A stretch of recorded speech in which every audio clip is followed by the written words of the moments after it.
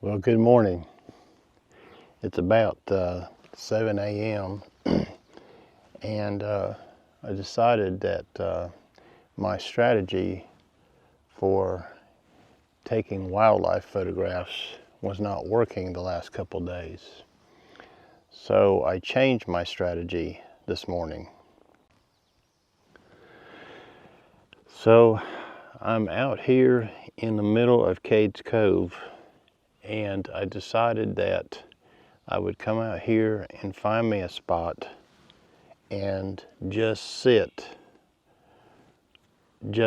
for 1 hour and not do anything else. No driving, no walking. So I came to a location that I have seen bear before. What I've done is I've thought about all my trips over here to Cades Cove and trying to put all my knowledge to work for me.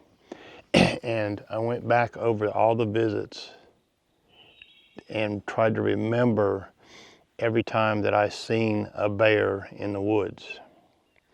This was one of the locations that came to mind. About 3 different trips now, I've seen bear in this area. I seen one yesterday morning, but I couldn't get a real good shot at it.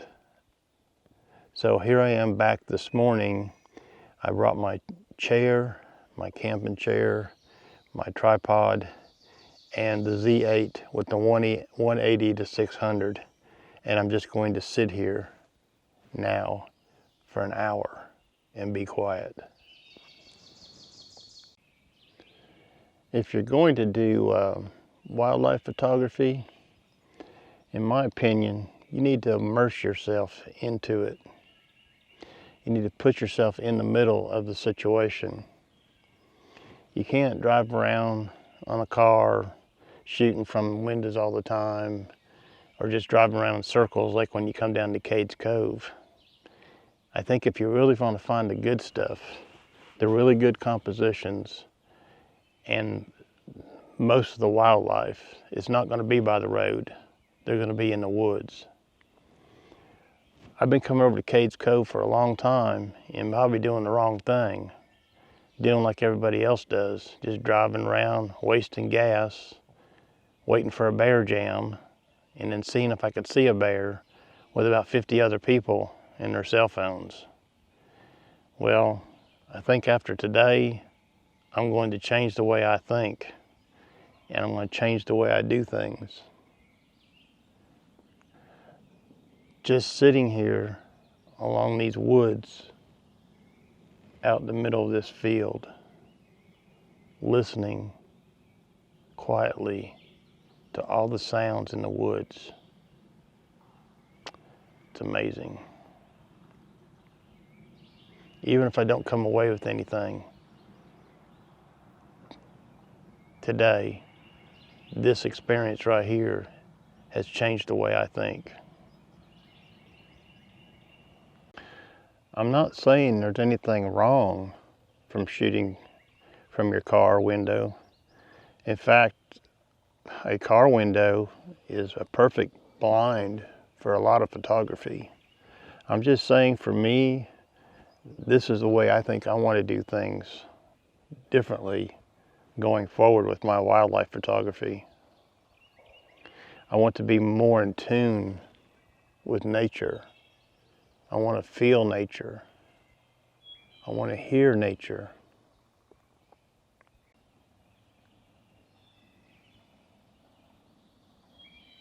There's birds right behind me. There's 5 things that I've thought about that I need to do differently if I'm going to be successful with this. And I'm going to tell you what those are right now.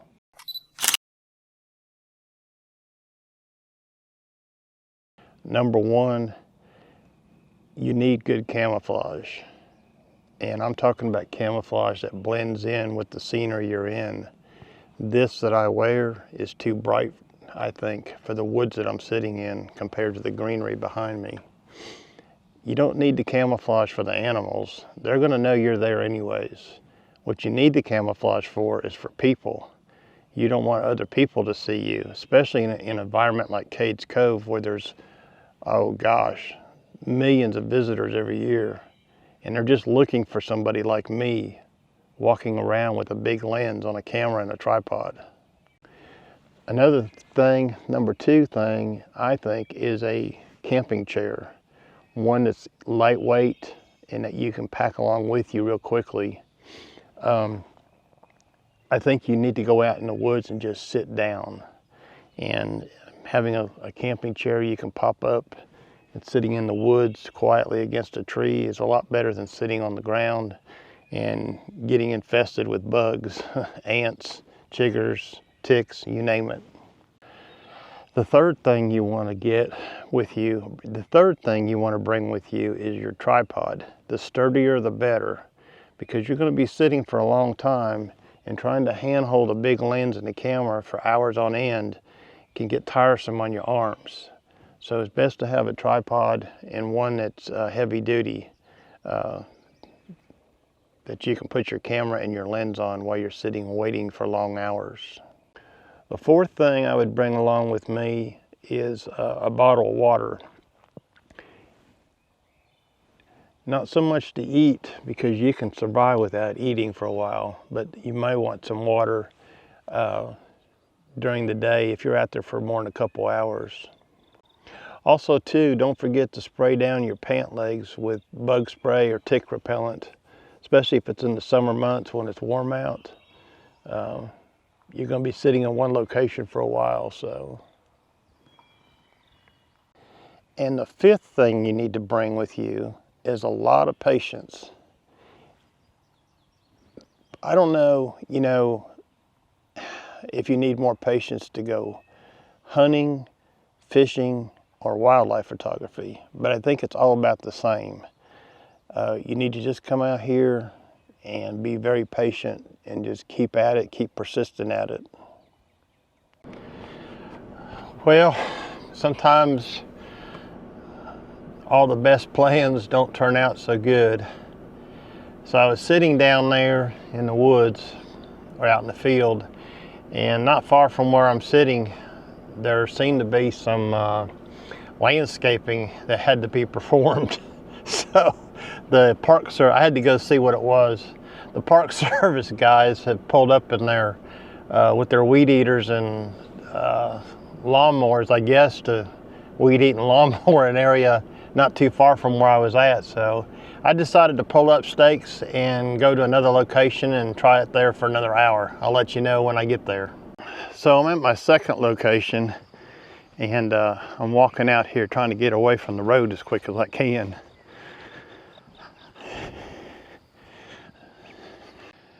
I think I want to add one more thing to that list of 5 and make that a list of 6. And a good pair of snake boots or snake chaps would be advisable, especially if you're going to walk. And I'll show you why. I've been cautiously walking down along this area here, along the wood line, and the grass is probably about knee high, except where a service vehicle has driven down through here. So I've been walking real cautiously down through here slowly, which is okay, but I don't want to step on any critters that might bite me. So yeah, add a pair of snake boots or snake chaps to your list. I have been hearing a lot of bird activity on this hike, and this hike for wildlife, and a lot of what I call some kind of butterfly. I'm not too sure what they are. I'll show you a picture of one in the video now.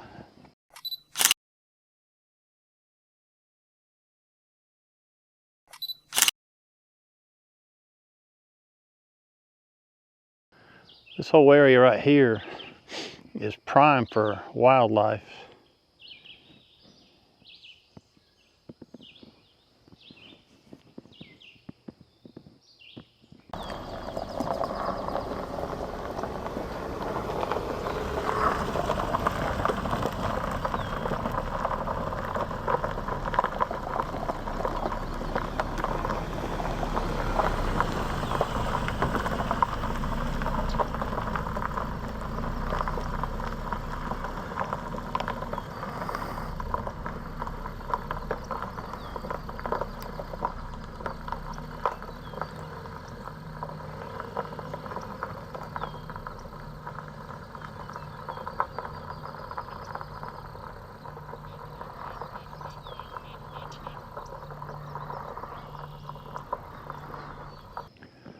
So here's another little tip I'm going to give you. I make 7 for this video.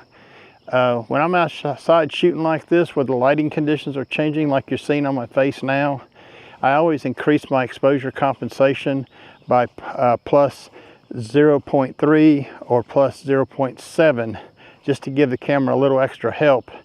Sometimes the matrix metering will get fooled by the lighting, and it'll make your bird picture too dark, which is kind of hard to recover. You really want to get your exposure up just a little bit on your birds, so you're not trying to increase your shadows so much, which also introduces noise when you try to lift your shadows too much. Well, I didn't see any wildlife in my 2 or 3 hours out this morning, but I did give you 7 tips on better wildlife photography and equipment gear. Anyways, I'm going to call it a day, or actually call it a morning. I've got to go get my camper packed up and get out of here, head back home. I got to go back to work tomorrow, so I'm going to go do that right now. Watching the video today, I know it wasn't really exciting because I didn't get to see any wildlife, but I did take a few pictures that I showed in the video. Anyways, if you enjoyed watching the video, go ahead and give me a thumbs up, like if you don't mind. It'll help my channel go a long ways. And subscribe to the channel if you want to keep up with what I do. My name is Ron Durant. I live in East Tennessee and I'm a photographer. Y'all have a nice day now. Bye-bye.